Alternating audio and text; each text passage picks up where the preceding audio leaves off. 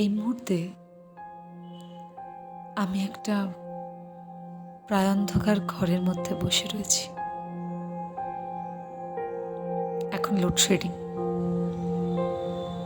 এক পশলা বৃষ্টি হয়ে গেছে, তাও ঠিক গরমটা কেটেছে বলবো না। একটা অদ্ভুত অস্বস্তি হচ্ছে। অস্বস্তিটা আবহাওয়ার কারণে কতটা সেটা জানি না। অস্বস্তিটা আমার মনের মধ্যে হতে পারে। আজ সকাল থেকে কয়েকটা খবর পেয়েছি। যে কটা খবর পেয়েছি প্রতিটাই মৃত্যু সংবাদ।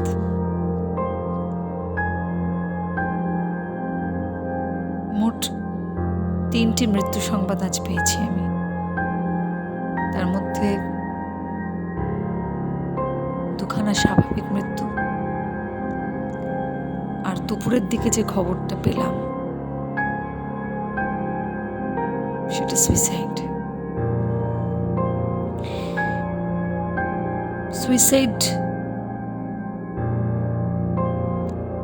এই ধরনের খবর প্রথমবার শুনছি বা নতুন শুনছি তা তো নয়, কিন্তু আর যার সম্পর্কে এই খবরটা শুনলাম, মানে যিনি আজ থেকে আর আমাদের মধ্যে থাকবেন না বা নেই, তিনি আমারই একজন স্যার, যাদবপুর বিশ্ববিদ্যালয়ের অত্যন্ত পরিচিত মুখ। একটা সময় ছিল যদি কোনো স্টুডেন্টকে বাঁচতে দেওয়া হতো আমাদের ডিপার্টমেন্টে, যে কোনো 2জন শিক্ষক শিক্ষয়িত্রীর নাম বাছো যে তোমার প্রিয়, ওই স্যারের নামটা কমন থাকতো। এতটাই তিনি জনপ্রিয় ছিলেন। তার চেহারায়, তার কথাবার্তায়, তার আবভাবে, তার পড়ানোর ধরনে একজন সুশিক্ষিত, উচ্চশিক্ষিত ছাত্রছাত্রীদের পাশে থাকা একজন মাস্টার মশাই, অত্যন্ত মানবিক। কিভাবে তিনি তার নিজের জীবনে এরকম একটা অমানবিক কাণ্ড ঘটালেন, সেটা একটা প্রশ্ন। আজ যে বিষয়টা নিয়ে কথা বলতে ইচ্ছা করছে সেটা হলো, একটা মানুষ ঠিক কোন পর্যায়ে গেলে নিজের প্রতি এতটা অমানবিক হতে পারেন। সুইসাইড কি একটা মানুষের জিতে যাওয়া, মুক্তি পাওয়া? জেনারেলি আমরা একটা জিনিস লক্ষ্য করলে বুঝতে পারি, যারা সুইসাইড করেন তার পরবর্তীকালে তাদের সম্পর্কে যারা কথা বলেন, তাদের কাছের মানুষ, তাদের পরিচিত, যাদের সাথে তার ওঠা বসা, তারা সকলেই বলেন এই মানুষটা এটা করবে ভাবতেই পারিনি, উনি এতটা পজিটিভ ছিলেন, এটা কি করে ঘটালো? সকাল থেকে তাকে বুঝতে পারিনি, বেশ কিছুদিন ধরে তাকে বুঝতে পারিনি, কিভাবে এটা হলো, কি করে এটা সম্ভব হলো, কার মনে কি হয় কখন কেউ জানে না, কি করে ঘুরলেন? এই তো গতকালে তিনি বাঁচার কথা বলছিলেন। আমি বর্তমানে যে শহরটাতে বসবাস করি, মুর্শিদাবাদে, এখানকার একটি ঘটনা শুনেছিলাম যে একটি ছেলে পাড়ায় বিকেলবেলা চা খাচ্ছিল, এবং যখন চা খাচ্ছিল বন্ধুবান্ধবের মহলে, সেই সময় সুইসাইডের কথা আলোচনা হচ্ছিল। সেই মুহূর্তে তিনি আলোচনার মধ্যে অংশগ্রহণ করেন এবং বলেন, এ বাবা, সুইসাইড কেউ করে নাকি? যত সহ্যের বোকামি। তার 8 ঘন্টার মধ্যে সেই ছেলেটি বাড়িতে গিয়ে সুইসাইড করে। তো বেশিরভাগ ক্ষেত্রেই আমরা এই ঘটনাটা শুনি যে যারা সুইসাইড করেন তাদের আসলেই করার কথা ছিল না।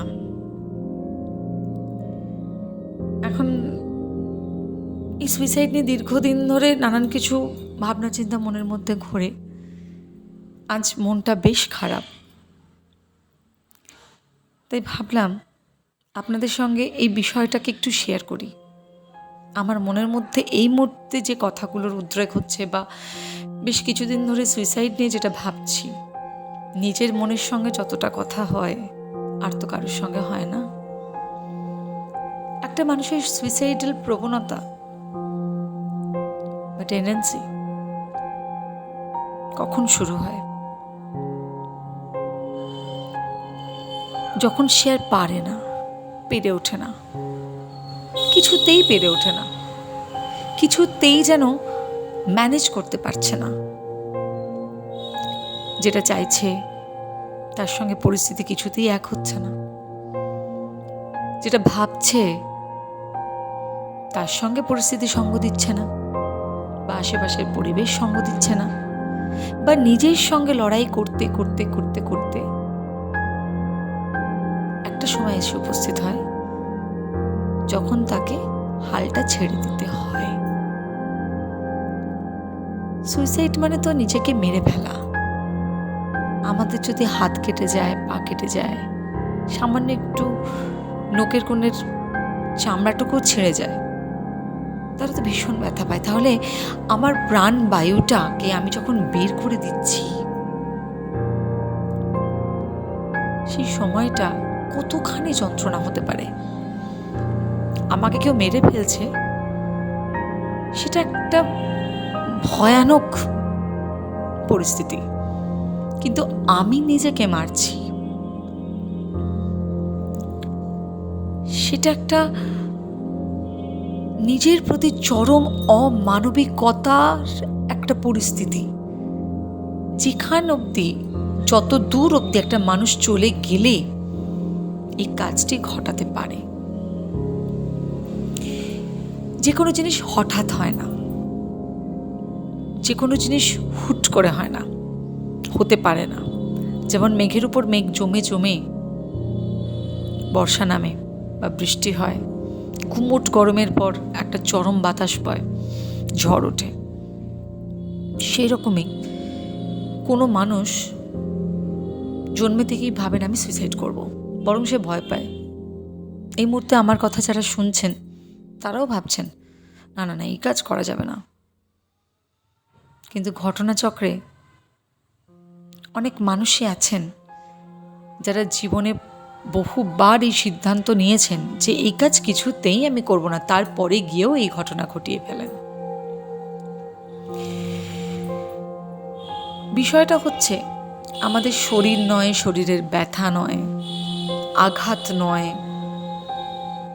মানে শারীরিক আঘাত নয়, আমাদের জীবন, আমাদের সমস্ত কিছু, এই প্রাণ শক্তি, সেটুকু কিন্তু দেহের মাধ্যমে পরিচালিত হয় না। আমাদের সমস্ত কিছু পরিচালিত হয় একটি অদৃশ্য জিনিসের মধ্যে দিয়ে, সেটা হলো মন।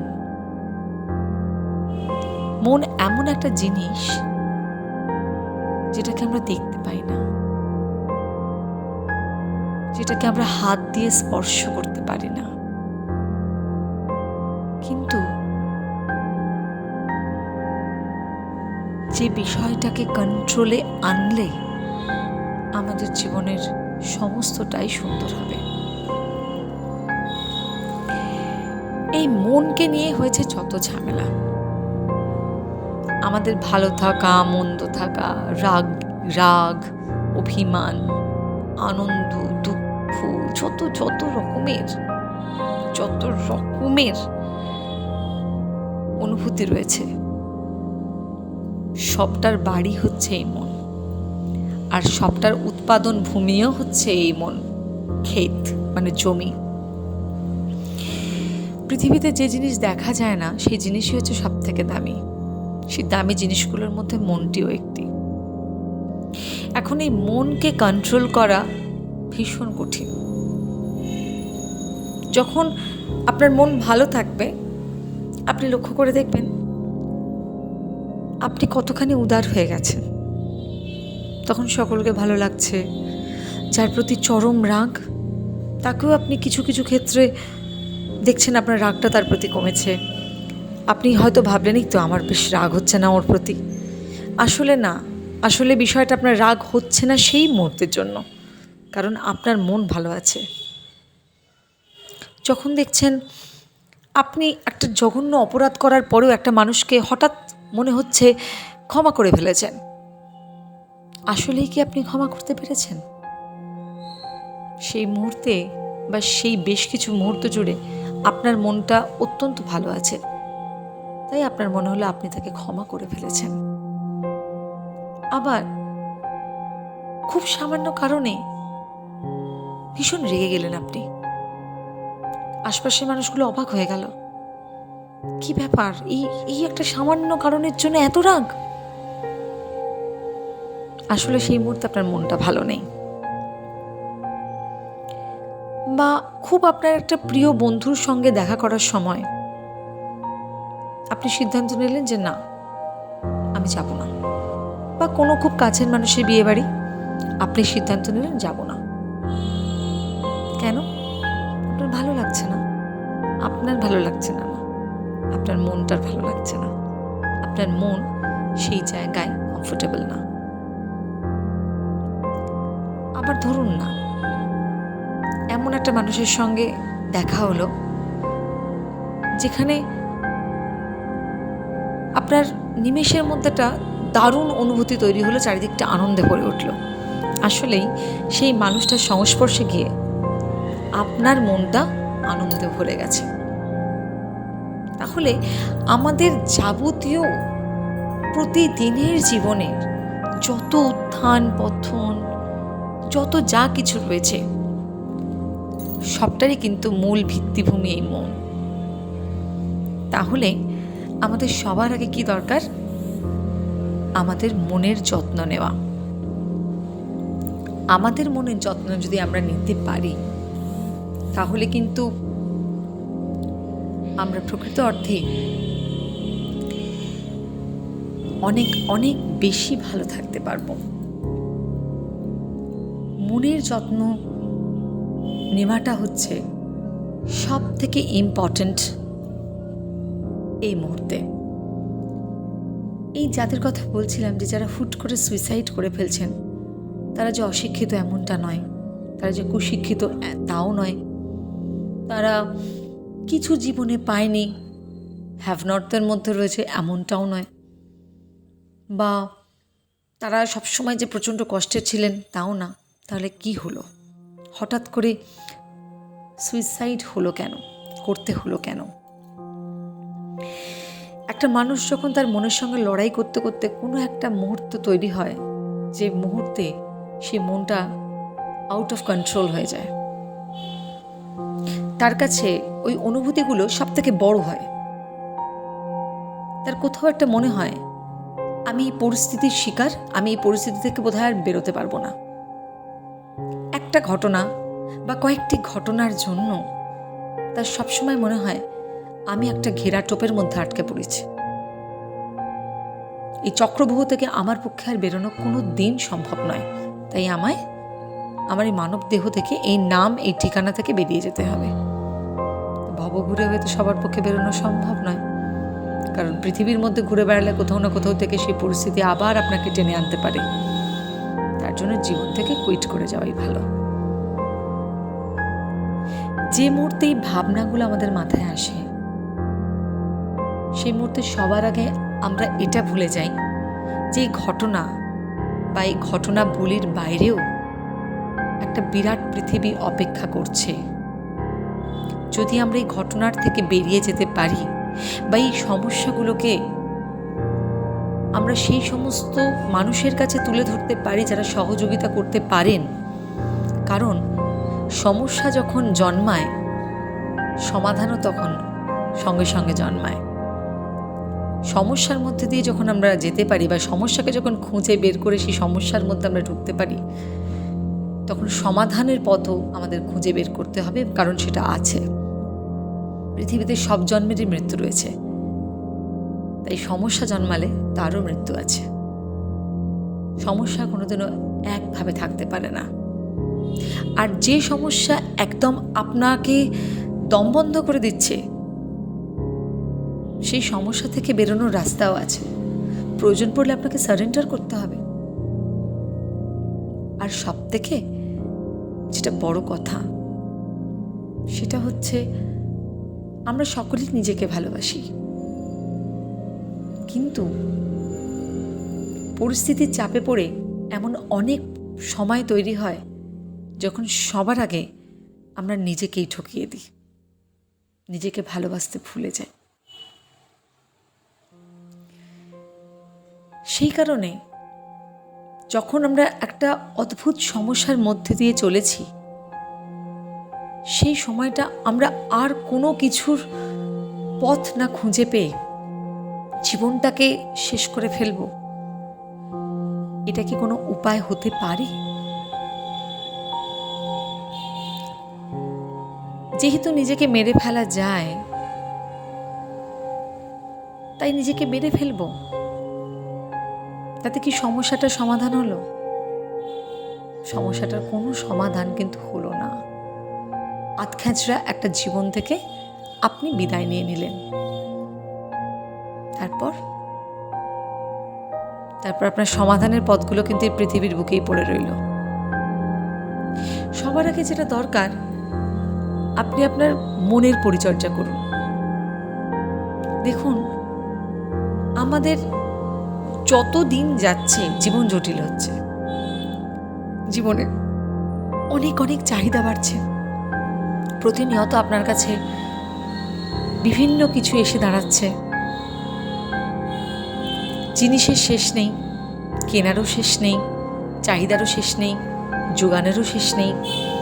সমস্ত কিছু মিলিয়ে একটা অদ্ভুত জটিল পরিস্থিতি, এবং তার সঙ্গে তৈরি হয়েছে সম্পর্কের জটিলতাগুলো।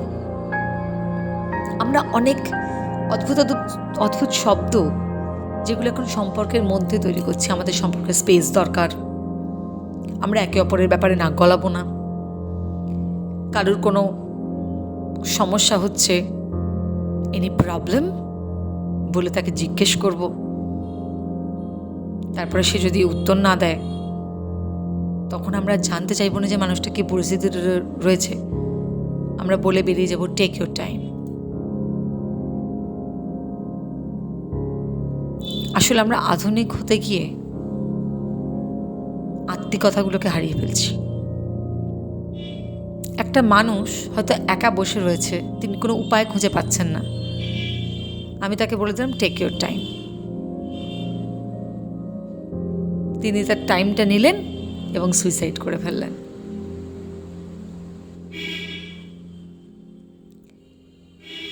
সম্পর্কের মধ্যে স্পেস। আমার বাবা মাকে কখনো শুনিনি আমাকে বলতে, বা বাবাকে মাকে, বা মা বাবাকে বলছে আমাকে একটু স্পেস দাও। এই শব্দগুলো তারা জানতেনও না, এই শব্দগুলো তাদের কাছে কোনো অর্থও ছিল না। একান্নবর্তী পরিবারের যে মজা, সেই মজাটা হলো কেউ কাউকে কখনো একা বসে থাকতে দেখলে বারবার করে প্রশ্ন করত, কি হয়েছে রে, কি হয়েছে রে, কি হয়েছে রে, কি হয়েছে রে। আর একসাথে বেড়ে ওঠার কারণে কার মনে কখন কোন বিষয়ে কষ্ট হতে পারে সেটা তারা খুব সহজেই জানতো। তা বলে কি তখন সুইসাইড হতো না? হতো।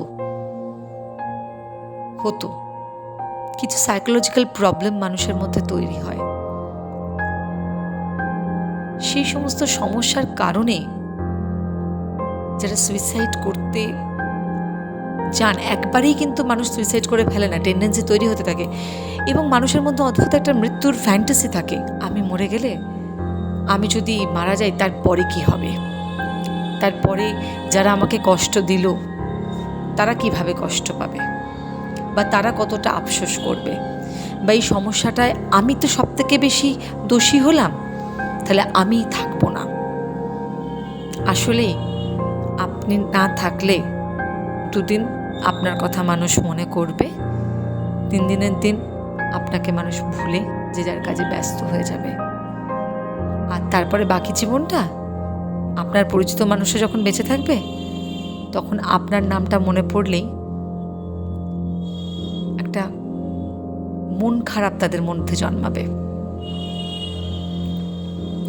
আমরা জন্মেছি নিজেদের ইচ্ছে নয়।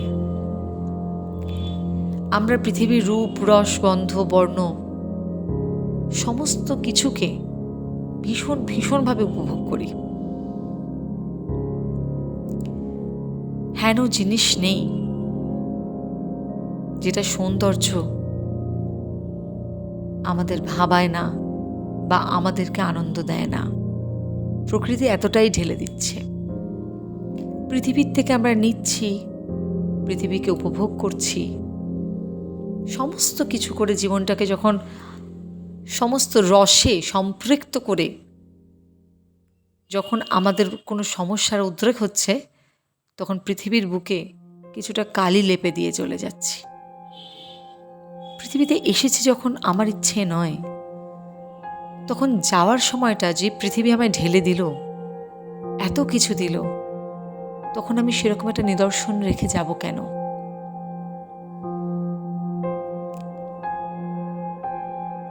যে পরিস্থিতির মধ্যে দিয়ে গিয়ে আপনি এই কাজটা করলেন, তার পরবর্তী মানুষরা আপনার নাম মনে করলে তাদের মন বিষণ্ণ হয়ে যাবে কেন? আপনি এমন দাগ কেটে যাবেন কেন যেখান থেকে বাকি মানুষদের আপনার নাম মনে করার সঙ্গে সঙ্গেই একটা দুঃখের ছায়া পড়বে তাদের মনে? বা এমন কিছু শিখিয়ে যাবেন কেন যেখান থেকে মানুষ লড়াই করতে ভুলে যাবে, যেখান থেকে মানুষ নিমেষের মধ্যে নিজেকে শেষ করে ফেলে সমস্যার এক লহমায় সমাধান টেনে দেবে? কেন? অনেক মানুষ হুট করে সুইসাইড করে ফেলেন। তার কারণ একটা পরিস্থিতি তৈরি হয়েছে এবং তার মনে হয় যে আমি পারছি না, এবং এক্ষেত্রে সব থেকে বেশি তার মনে হয় যে যার জন্য আমার সমস্যাটা তাকে শাস্তি দেওয়ার দরকার আছে।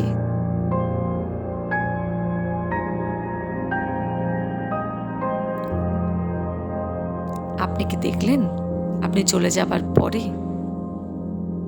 তিনি শাস্তি পেলেন কিনা? বা যদিও তিনি শাস্তি পেলেন, আপনার পরিবারবর্গ, কেউ না কেউ তো আপনার কাছের মানুষ, কেউ না কেউ তো আপনাকে ভালোবাসে, তাদের কি হলো? আপনার মুখের দিকে যারা দিনে একবারও তাকায়, তার কি হলো? আপনাকে ভালোবেসে যে দুবেলা ফোন করে খবর নেয়, বা সপ্তাহে একদিন খবর নেয়, বা মাসে একদিন খবর নেয়, তার কি হলো? জীবন কথাটার একটা অদ্ভুত মানে রয়েছে। জীবন মানে সজীবতা, জীবন মানে প্রাণ। আপনার দেহে একটা প্রাণ আছে, যেটার মূল্য পৃথিবীর সমস্ত অঙ্ক, টাকার অঙ্ক এক করলেও চোকানো যাবে না। সেই মূল্যবান জিনিসটাকে আপনি কিভাবে আপনার নিজের হঠকারী সিদ্ধান্তের নিরিখে শেষ করে দিতে পারেন? আমরা যখন কলেজে পড়ি তখন শুনেছিলাম, আমার যেখানে বাড়ি ছিল দক্ষিণ 24 পরগনায়, পিয়ারলেসের ইন্স্যুরেন্সের বিজনেস করতেন একজন। তো প্রচুর ক্লায়েন্টের থেকে প্রচুর টাকা নিয়েছিলেন। সেই টাকা তিনি খরচ করে ফেলেছিলেন। তার একটি ছেলে, একটি মেয়ে এবং স্ত্রী। সমস্ত পাওনাদাররা চাইছে তাদের ইন্স্যুরেন্সের খবর তারা শুনতে চাইছে, কিন্তু কেউ কোনো উত্তর পাচ্ছে না। একটা সময় বোঝা গেল যে তার প্রচুর ধার হয়ে গিয়েছে এবং তিনি কোনো টাকাই জমা করেননি। পরিস্থিতি জটিল হতে থাকে এবং তার বাড়িটা নিলাম হয়ে যায়। যেদিন সকালবেলা নিলামের ডাক হয়েছিল, সেদিন দুপুরবেলা তার ছেলে মেয়েকে স্বামী স্ত্রী দুজনে স্কুলে পাঠিয়ে দিয়ে দুজনে একসঙ্গে সুইসাইড করেন। বাড়িটা ছেলে মেয়ের নামে থেকে গেল, আমি তখন যখন শুনছি যে তারা একসঙ্গে জোড়া সুইসাইড, এই ধরনের শব্দ খুব মার্কেটে চলে, জোড়া সুইসাইড, জোড়া খুন, এই ধরনের। তো জোড়া সুইসাইড, আমি বাজারে বেরিয়ে ঘুরে খবর শুনছি, একটা মানুষেরও তার প্রতি সহানুভূতি নেই। প্রত্যেকটা মানুষ হুলিয়ে গালাগালি দেওয়া যাকে বলে, কারণ প্রত্যেকের কষ্টের টাকা তার কাছে জমা ছিল। এই যে তারা পরিস্থিতি থেকে পালিয়ে বাঁচলেন ছেলেমেয়ের নামে বাড়িটুকু রাখার জন্য, ছেলে মেয়ে দুটোর মনে কতখানি আঘাত হলো। ওই বাড়িটার মধ্যে ছেলে মেয়ে দুটি আর থাকতে পেরেছিলেন কিনা সে খবর আমি নিইনি, কিন্তু পরিস্থিতিটা কতখানি জটিল হতে পারে। আমার বাবা মা চলে গেলেন এই পদ্ধতিতে, এবং তাদের নামে চারিদিকে গালিগালাজ। সেই ছেলে মেয়ে দুটোর মানসিক পরিস্থিতি একবার বিচার করতে পারছেন? যারা চলে গেলেন তাদের তো আর বিচার করার দরকারই পড়ল না, তারা চলে গেল, বাঁচলেন পালিয়ে। আর ছেলে মেয়ে দুটো বেঁচে রইল ঠিকই, আসলেই তারা মরে গেল। তারা তাকায়, তারা খায়, তারা লেখাপড়া করে, তারা বড় হয়, কিন্তু আসলেই তারা মরে গেছে। তাদের যখন জীবনে নতুন নতুন সম্পর্কের সঙ্গে তারা যুক্ত হবেন, তখন কিন্তু তাদের প্রথমেই এই কথাগুলো বলতে হবে যে তাদের পারিবারিক এরকম একটি ইতিহাস রয়েছে। তার প্রেক্ষিতে তাকে বিচার করে তার থেকে সম্পর্ক এগোবেন কি পিছবেন, সেই বিষয়টা সিদ্ধান্ত হবে। তাহলে যেটাকে আদতে ভালো মনে হয় সেটা সুদূরপ্রসারী অর্থে খারাপ হতেও পারে। আবার দম করে আমার এই মুহূর্তে মনে হচ্ছে যে আমার ভীষণ খারাপ লাগছে, আমি মরে যাই, সেটাও হয়তো সেই মুহূর্তের জন্য অবশ্যই ভুল সিদ্ধান্ত, অবশ্য করেই ভুল সিদ্ধান্ত। নিজের মনকে সজীব রাখুন। নিজের মনকে সজীব রাখার বেশ কিছু উপায় রয়েছে। প্রথমেই সিদ্ধান্ত নিতে হবে যে প্রাণটা যখন আমি নিয়ে নিজেকে নিজে জন্ম দিইনি, তখন সেটাকে শেষ করে ফেলার অধিকারও আমার নেই। যে জিনিসটার অধিকার আমার নেই সেই জিনিসটা আমি করতে পারি না।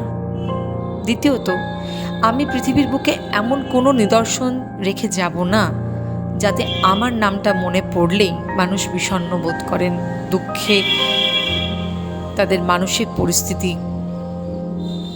খারাপ হয়। তৃতীয়ত, আমি এমন কিছু শিখিয়ে যাব না যেটা পৃথিবীর ক্ষতি। আমি যে প্রক্রিয়ায় সুইসাইড করলাম সেই প্রক্রিয়াটা কিন্তু আমি শিখিয়ে চলে গেলাম। যাদের মানসিক অবস্থা বা পরিস্থিতি দুর্বল তারা কিন্তু সেটা শিখে ফেললেন।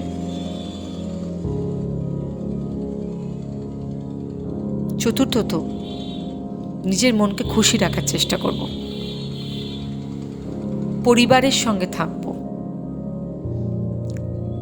অনেক সৎসঙ্গ রয়েছে। সৎসঙ্গ বলতে কোনো গুরুজি বা এই ধরনের সন্ন্যাসী মানুষদের কাছে যেতে হবে সেটা বলিনি। সৎ মানুষ রয়েছেন, তাদের সঙ্গ লাভ করলেও হবে। বন্ধু বান্ধবকে বা পরিবারের মানুষজনকে শেয়ার করব। পৃথিবীতে সব কিছু ঘটে গেছে, আপনার জীবনে যা যা ঘটছে প্রথমবার আপনার মনে হচ্ছে বহু আগে বহু মানুষের জীবনে সেসব ঘটে গেছে। আপনার পরিবারের মধ্যে সমস্যা চলছে, পারিবারিক গোপন সমস্যা, সব ঘটে গেছে। আপনার এক্সট্রাম্যারিটাল অ্যাফেয়ার রয়েছে, সেটা ঘটে গেছে। আপনার অন্য মানুষের প্রতি শারীরিক আকর্ষণ হচ্ছে, সেটা ঘটে গেছে। আপনি ক্লেপ্টোম্যানিয়াক, প্রচুর মানুষ এরকম রয়েছে। আপনার অন্যকে দেখে ঈর্ষা হয়, আছে। আপনি কিছু করে উঠতে পারছেন না, প্রচুর আনসাকসেসফুল মানুষ জীবনে রয়েছে। আসলে আমরা সাকসেসফুল মানুষ হিসেবে যাদের চিহ্নিত করি, আসলেই কিন্তু সফলতার সংজ্ঞা সেটা হয়তো নয়। একটা মানুষ সারা জীবন সমুদ্রের ঢেউ গুনেও কাটিয়ে দিতে পারে, সেটা তার সফলতা। তার চাহিদা আর যোগানের উপর সেটা নির্ভর করে। পৃথিবীতে আপনার জীবনে যা যা ঘটছে, এই পৃথিবীর বুকে সেটা ঘটছে, মানে পৃথিবীর নিয়মের বাইরে আপনি নেই। আর নিয়মের মধ্যে যখন রয়েছেন তখন সেটাকে নিজের মনের মধ্যে পুষে রাখার কোনো যৌক্তিকতা নেই। আপনি যত ওপেন হবেন আপনার কাছ থেকে মানুষ সেই রকম মুক্ত চিন্তা শিখবে। আপনি যত আপনার যন্ত্রণাকে জমিয়ে রাখবেন তত সেটা গাঢ় হতে থাকবে। হ্যাঁ, সেই যন্ত্রণাকে গাঢ় করে যদি আপনি কোনো শিল্প ক্রিয়েট করে সেটাকে রিলিজ করতে পারেন তাহলে সেটা খুব ভালো। কিন্তু সেই সত্তা যদি আপনার মধ্যে কাজ না করে তাহলে নিজেকে ওপেন করে ফেলাই ভালো। মানুষ শিখবে, এটা ঘটে।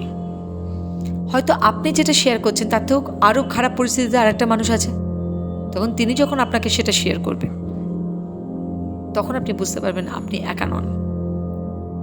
বিভিন্ন মনীষীদের জীবনী পড়ুন, রাতের আকাশের দিকে তাকিয়ে থাকুন, কত তারা, একটা পৃথিবী, তার গায়ে একটা দেশ, একটা রাজ্য, একটা শহর কি গ্রাম, তার মধ্যে একটা পাড়া, তার মধ্যে একটা বাড়ি, তার মধ্যে একটা অংশে আপনি, তার মধ্যে সেই আপনার মধ্যে এত সমস্যা, সেই সমস্যাটাকে পৃথিবীর বুকে ঢেলে দিন, এই হাওয়ায় ভাসিয়ে দিন, মহাজগতে মিশিয়ে দিন। আকাশের দিকে তাকিয়ে থাকুন, আকাশেও মেঘ জমে, বৃষ্টি করে বার করে দেয় বা হাওয়া দিয়ে উড়িয়ে দেয়। এটাই তো সেই একজন আদর্শ মানুষের পরিচয়। গাছের সঙ্গে বন্ধুত্ব করুন। গাছে যখন সবুজ পাতা বেরোবে, আপনার যদি বাড়িতে জায়গা না থাকে টবে গাছ করুন, সবুজ কচি কচি পাতা বেরোবে, দু একটা ফুল ফুটবে, আপনি বুঝতে পারবেন তাতে কি আনন্দ। ভালো ভালো বই পড়ুন, আনন্দ করে বাঁচুন। অহেতুক অকারণ যে ইচ্ছেগুলো হয় সেই ইচ্ছেগুলো পূরণ করুন। রাতে 2টোর সময় কফি খেতে ইচ্ছে করলে খান, এটা করতেই হবে আর এটা করতেই হবে না, এইভাবে চললে কিন্তু জীবন ওই সীমাবদ্ধতার মধ্যেই থাকবে। আপনি একটা কথা জানবেন যে আপনার মনের মধ্যে যা যা ইচ্ছে হচ্ছে, পজিটিভ ইচ্ছেগুলো আপনি পৃথিবীর মধ্যে আছেন বলেই হচ্ছে, আর সেটা পৃথিবীর নিয়মের বাইরে হতে পারে না। অবশ্যই মৃত্যুটাও পৃথিবীর নিয়মের মধ্যে, তবে নিজেকে শেষ করে ফেলে নয়। যদি সেটা পজিটিভিটির চিহ্ন হতো তাহলে সকলে অ্যাকসেপ্ট করতো আপনাকে, সুইসাইডকে।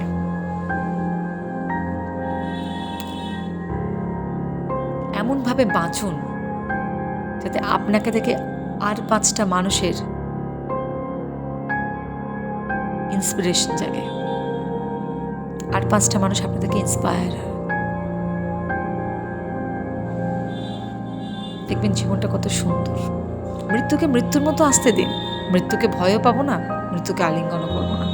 মৃত্যু মৃত্যুর মতো আসুক, আর যখন মৃত্যু আসবে আপনি তাকে না বলতে পারবেন না, কারণ সেটা তার কাজ। সে কি করবে, কিভাবে আপনাকে নিয়ে চলে যাবে, কিভাবে আপনাকে মহাজাগতিক দুনিয়ায় মিশিয়ে দেবে, এই মহাজগতে কি করে আপনি মিশে যাবেন আপনি নিজেও জানতে পারবেন না।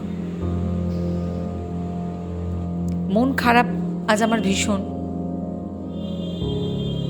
অদ্ভুত একটা কষ্ট হচ্ছে। যে মানুষটা 2টো চোখের মধ্যে অদ্ভুত একটা তৃপ্তি দেখতে পেতাম, সেই মানুষটার কাছ থেকে এটা কাম্য ছিল না। তিনি এটা শিখিয়ে দিলেন আজ আমায়, এটা করতে নেই,